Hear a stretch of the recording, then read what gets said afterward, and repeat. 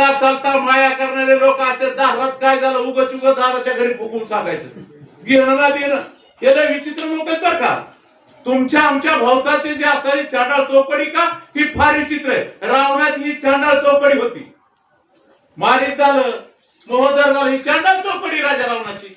रावणाला 10 शिरा म्हणजे होते काय नाही. रावणाला 10 मन होते. विचित्र होते. काम क्रोध मद मच्छर दम अहंकार श्रुती मृती रती ह्या जेव्हा त्या वाचता हे आणि हे मिळून रावणाचे 10 शिरा होते. माझ्या दृष्टीने सांगतो पटलं तर ऐकायचं ना काय. आणि या पद्धतीनं त्या सीता देवीला त्या ठिकाणी राम तिथून टाकून गेले. लक्ष्मण बसला त्या मारीच नावाच्या वानरानं आकाशामध्ये उडी घातली. वनात होतं बरं का ते. दर्यामध्ये जर आवाज झाला तर तो ऐकू जात नसतो लक्षात ठेवा. आणि दर्याच्या वरी माळावर गेल्यावर तो आवाज चौकड फुंकतो. बरोबर आहे का नाही. तसं त्यानं उठाण घेतलं त्या मारीचानं आणि हे रामाधाव एवढा शब्द केला. कुणाच्या नावाने केला. लक्ष्मण हे लक्ष्मणा धाव एवढाच रामाच्या आवाजात शब्द केला. सीतादेवीला बी ऐकवला. लक्ष्मणाला आलं नव्हतं बरं का. आता लक्ष्मणाला आला असं आपल्याला काय दिलं. पण सीतादेवीला हट्ट धरला. लक्ष्मणा तुझा असणारा भाऊ संकटामध्ये तू इथं कशासाठी मला बसलाच राखण. आता नाही का पिढा दोन्ही संकटात ज्यावेळेस मन आणि लक्ष सापडतं त्यावेळेस निर्णय घ्यायचा बिघडतो बरं का. तुमचा आमचा कोणाचा व्यक्ती लक्षात ठेवायचं. हा जो निर्णय घ्यायचा आहे एकूण एकानं सांगितलंय एकूण एक बोलतंय आणि पाहायला गेलं तर एक जण परमात्मा आहे आणि एक आदिमाय शक्ती लक्ष्मीचा अवतार आहे. ऐकायचंय कुणाचं भानगड का नाही. तरी पण सीता देवी सत्यपतिव्रता आहे. तिला वाटत होतं का बोलावा नाही. पण आपल्याला पुढे आपल्याला अहंकार रूपी रावण मारायचा आहे. अहंकार रूपी लंका जाळायची आहे. जे असणारे बंधनं घातलेले तर परमेश्वरानं त्या असणाऱ्या सर्व बंधनं तोडायचे तर त्याच्यासाठी सीतेला थोडा काळानं त्रास भक्तीला त्रास. सीतादेवी भक्ती बघा. लक्ष्मण हा एक सेवक आहे. रामचंद्र असणारा भक्तीचा मालक आहे. म्हणजे तो असणारा परमात्मा आहे. आणि या परमात्म्याला आपल्याला दूर जाऊन त्याच्या घरी गेल्याशिवाय त्याचा नाश होत नाही. सीतेने मनामध्ये धरलं आणि लक्ष्मणाला विचार केला. लक्ष्मणा आज तू वनवासाला आलास ती रामासाठी कुठं आलास. ते शब्द लक्ष्मणाच्या कानावर पडले तर वाईट वाटले. लक्ष्मणाने कानामध्ये बोट घातले आणि जाता जाता सांगू लागले लक्ष्मण माते माझ्याकडून चुकलं असेल ते मला माफ कर. पण आता तरी सांगतो मी एक माझ्या पुण्याची मर्यादा आहे का. साधू संत तुम्हाला माहिती ना साधू संत हे पुण्यवान असते. त्यांच्या शब्दामध्ये सामर्थ्य असतं. भगवान बाबाने उगाच आपण माहित नाही. ज्ञानेश्वर माऊलीला उगाच माहित नाही किंवा मोठ्या मोठ्या साधू संतांनी कारण ते कधी खोटं बोललेले नसते. आपल्या शब्दाला किंमत का नाही तर आपण केव्हा बी खोटं बोलतो. नवरा बायकोला खोटं बोलतो. बायको नवऱ्याला. त्या दोघांचा ताळमेळ बसत नाही. ह्या बायकापासून भांडण लागतंय लक्षात ठेवा. सीतादेवी सारख्या त्या उर्मिला सारख्या यांच्यापासून कधी भांडण दोष देऊच नका अशी अवस्था आहे. आणि लक्ष्मणा सांगितलं माझं पुण्य मी अर्पण करतो आणि अर्पणाची एक त्या पुण्याची एक रेषा भरतो. एवढं तरी माते लक्षात ठेव. एवढं तरी माते लक्षात ठेव. या रेषेच्या बाहेर येऊ नको.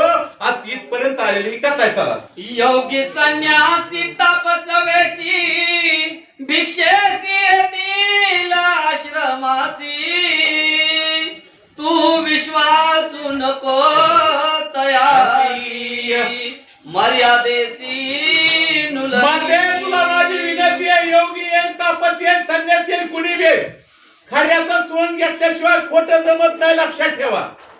चोर म्हणून यायचं म्हणलं कुणी येऊन देईल का भरला दाखवा ना.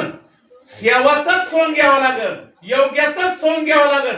तपस्याचंच सोन घ्यावं लागल. तेवढे तुमच्या दारात तुला तरी उभं राहत नाही तर खरंच तिकून चोरी करायला बायको तुमची चोराला आला आणि मी तुला चालून घेऊन जाणार आहे असं म्हणलं जमल का. तसं लक्ष्मणाला माहिती होतं योगी होईल एखादा खोटा तपस्वी होईल खोटा संन्यासी होईल आणि कुणी जरी आला तरी या रेषेच्या बाहेर तू जाऊ नको. मर्यादा दिली मर्यादा. तरी पण सीता मर्यादा ओलांडल्याशिवाय राहत नाही. कारण करायचं होतं पुढचं काम. याच्यासाठी हे रामायण आहे. चला पुढं. जरी तू भिक्षा देऊ जासी तरी तू राक्षसी हरी जैसी दुःखी होसी. आपण रामायण ऐकतो. लक्ष्मण हा साधू आहे. साधूला त्रिकाळ ज्ञान असतंय, बरोबर आहे ना? लक्ष्मणाला सावध केलं सीतादेवीला. सीतादेवी एखादा भिक्षुक येईल आणि तुला या ठिकाणी झोपडीतून बाजूला बोलवीन तरी जाऊ नको, मी तुझे हात जोडतो, पाया पडतो, माते एवढी तरी चूक करू नको. किती बऱ्या कळकळी सांग. तसंच या महाराजांनी किती बऱ्या कळकळीने रामायण सांगितलं का नाही, तरी माणसं अहंकारापोटी जातात. किती महिला माता मंडळीला सांगितलं का नाही, भांडू नका, भांडल्यानं उगच उगच वितांड वाढतं, तरी नाही. इथं गोपाळ बाबाच्या मंदिरात आहे तोपर्यंत ऐकायचं. शास्त्री महाराज सतत सांगत असतात, तुम्ही शास्त्री महाराजच्या संपर्कात नाहीत पण मी सतत संपर्कात आहे. शास्त्री महाराज सांगत असतात, लोक ऐकून घेते तो पण समजूनच घेत नाही. ऐकून घेतलं संपला विषय, समजून घ्यायला महत्व आहे. आपल्या नवविधा भक्तीमध्ये पहिली भक्ती श्रवण, आणि जोपर्यंत श्रवण भक्तीचा तुम्ही विचार करीत नाही, श्रवण भक्तीची पुन्हा श्रवण झाल्यावर मनन आहे, मनन झाल्यावर चिंतन आहे, ह्या भक्त्या येतात. आणि जर देवाकडे जायचं असेल तर तुम्हाला ऐकून घ्यावं लागेल, ऐकून घेतल्यावर मनन करावं लागेल, मनन केलं चिंतन करावं लागेल, आणि चिंतन केलं तसं वागावं लागेल. तेव्हा हळूहळू देवाकडे जातात. नसता तुम्ही किती बऱ्या या देवाकडे आला तरी देव समजणारच नाही, कारण हजारो वर्ष लोकांनी तप केलं, त्यांना नाही समजणार. आपल्या 1.5 वर्षात काय समजलं आपल्याला? चला आईचे सांगोटी लक्ष्मण करावया श्रीराम गवेषण, सवेग निघाला आपण धनुष्यबाण. लक्ष्मणाने सीतादेवीला नमस्कार केला, सांगितलं माते आता तरी ही झोपडीच्या बाजूला निघू नको. हातामध्ये धनुष्यबाण घेतलं आणि निघाले रामाकडे. देव वांछित राज्य वैभव पितृवाक्य त्यालुनिया सर्व चरण चाली श्री राघव आला स्वयंमेव वनास. नाथमाऊली सांगतात, देवाने विचार केला पहिला तवा तवा तवा तवा म्हणजे कवा अयोध्या कांडामध्ये हे राम वनवासाला गेला पाहिजे तेव्हापासूनची कळे बर काही. मंथरेला विकल्प सोडला, बरोबर आहे का नाही? तिथून कळ लागली, आता देव कसा तरी आलाय म्हणले वनवासाला, पायी चलतोय, सारं खरंय. 6 महिने राहिले तर रावणाला कवा मारायचा. ही पंचायत उगच उगच गावाच्या लोकांनी पंचायत पडती बर का, शक्ती लावली, फलन केली, काय करायचे बाबा. फुकटच्या पंचायती तर काय, प्रत्येकाच्या गावाचा अनुभव आहे, प्रत्येकाचा माणसाचा अनुभव, आणि ह्या लोकांनी पंचायत पडली आणि त्याने आता काय करायला सुरुवात केली काय काय. सीता प्रियेचे प्रिय वचन ऐकून या रघुनंदन, माया मृगी करी धावन ते श्रीरामचरण वंदिसो मी. कारण जे असलेल्या प्रभू रामचंद्राचं पाय प्रदर्शन, पाय म्हणजे ज्ञान लक्षात ठेवायचं. गीतेमध्ये सांगितलं, ज्ञानेश्वरीमध्ये पाय हे ज्ञान आहे बरं का, लक्षात ठेवा कधी. आणि त्या भगवंताच्या पायाकडे म्हणजे नुसतं ज्ञान आपल्याला मिळावं म्हणून लक्ष्मण रात्रंदिवस आहे सीतेला घेऊन वनामध्ये आले तर, प्रभू रामचंद्र आहे वनामध्ये आले तर, आणि तिथं माया मृग एक पाहितला. आता मला सांगा, सीतेला कळत नव्हतं का? अरे ती आदिमाया शक्तीनं आतापर्यंत होती बर का, लक्षात ठेवा. याच पुढच्या अध्यायामध्ये ज्यावेळेस रावण तिला हरवीन त्यावेळेस सारं स्वरूप सीता तिथं ठेवतीये. कुठं? त्या झोपडीमध्ये. रामानाचे काही मुद्दे लक्षात ठेवायचे, म्हणून तो प्रभू रामचंद्रानं पुन्हा अगदी कष्ट घ्यायला होतं. कारण देवानी वाटलं ते काय, आणि आता इथं कसं व्हायचंय, आता ही जर झोपडीच्या बाहेर नाहीच निघाली आपलं पुढलं मरण. त्या बिचाऱ्याचं रावणानं बंदीखान्यामध्ये ठेवले होते, कारण रावण हा खरा विज्ञान योग्य होता. माणसं लक्षात ठेवतात, अज्ञानानं प्रपंचामध्ये माणूस असणारा गरीब होतो, विज्ञानानं प्रपंचामध्ये माणूस श्रीमंत होतो, पण ज्ञानानं प्रपंचामध्ये आणि श्रीमंत होऊन समाधानी होतो. तसं रावण हा विज्ञानी. आज हे पंख फिरतात का? हे रावणाच्याही काळात होते, कोण म्हणत नव्हते, कारण वारा हवादारीच होता.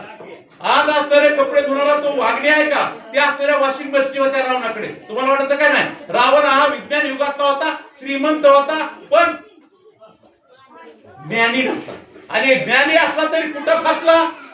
सारच माझं म्हणीत फसला, आणि तिथं ते असणारं ज्ञान संपत आहे अशी अवस्था. आता इथपर्यंत आलेली ही कथा लक्ष्मण आहे, सीतादेवी, आणि ती सीतादेवी आता काय करते ते ऐका. ध्वज वज्रांकुश रेखा श्रीराम पद पाता देखा, चालिला लक्ष्मण निज सका स्वानंदे देखा. निघाला बघ लक्ष्मण त्या ठिकाणी प्रभू रामचंद्राची मनामध्ये आठवण केलेली आहे. प्रभू रामचंद्र माझा कसा आहे, ध्वज चांगल्या प्रकारे असताना त्या ठिकाणी गंध टिळा देव असताना बघितलेला मनामध्ये आठवा लागतो. जाताना देवाकडे जात असताना मनामध्ये देव आठवा. पंढरपूरला जात असताना विठ्ठलाची मूर्ती 7 दिवस किंवा 15 दिवस बी तुम्ही वाटत चालत असलं तरी विठ्ठलाची मूर्ती ध्यानात ठेवा. तसा लक्ष्मण निघालेला आहे प्रभू रामचंद्राकडे. श्रीराम पदी प्रेम पूर्ण पदी लोटांगण श्रीराम चरण लागल्या जाण धन्य प्राण पय माझा. लक्ष्मण चाललेला आहे, राम चाललेला आहे, राम गेलाय. रामाची माझी कधी भेट होईल, मला पावला प्रभू रामचंद्राचं चिंतन आहे. आणि जर माझी आणि रामाची भेट झाली तर मी आपल्याला समाधानी होईल. इथपर्यंत आलेली ही कथा. मंगलताई बोले.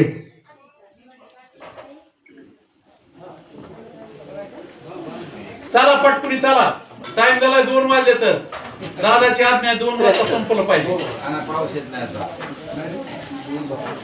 सांगा रामाला सांगा